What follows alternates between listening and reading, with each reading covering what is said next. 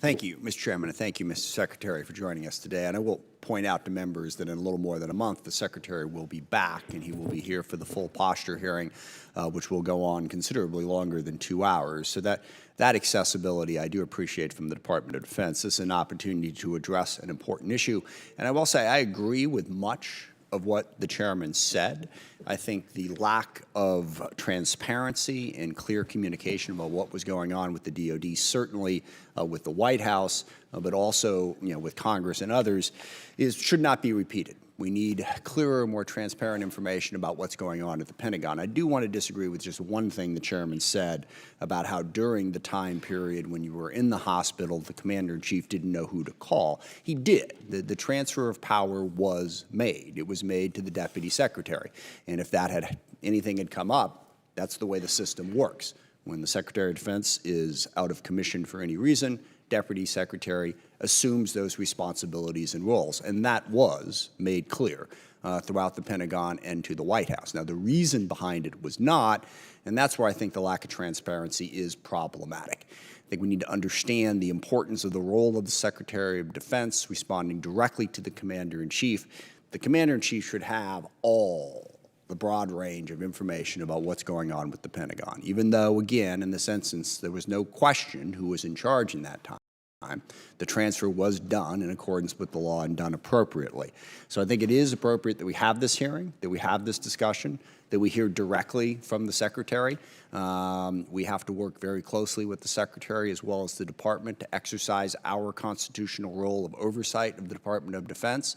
So to have those open lines of communication is crucial. I thank the Secretary for being here, being willing to explain that and take those questions. I do also want to emphasize that throughout this whole process, an incredibly complex threat environment. I think that's one thing on this committee absolutely everybody agrees to.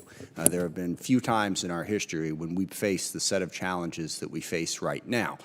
The war in Ukraine, the war in the Middle East, trying to make sure that it doesn't spread, the challenges that China continues to present, North Korea as well. Throughout that whole time, there is no allegation whatsoever that the Department of Defense was not completely on top of all of those situations.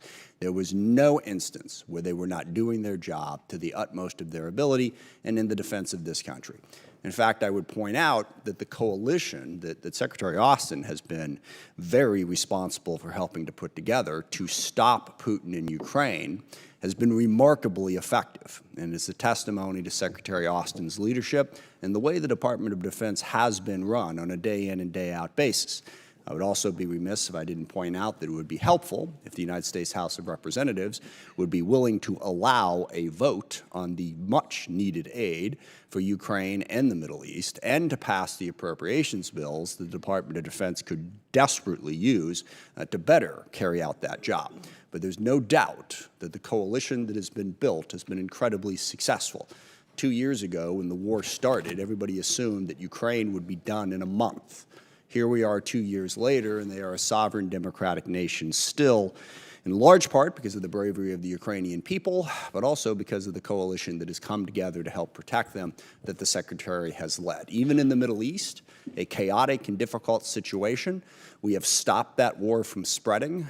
The response to the attacks and the tragic death of 3 U.S. soldiers in Jordan has, for the moment, blunted those attacks from the Shia militia. The Houthis are proving to be a much larger challenge in Yemen, but we have once again built a coalition to confront that challenge.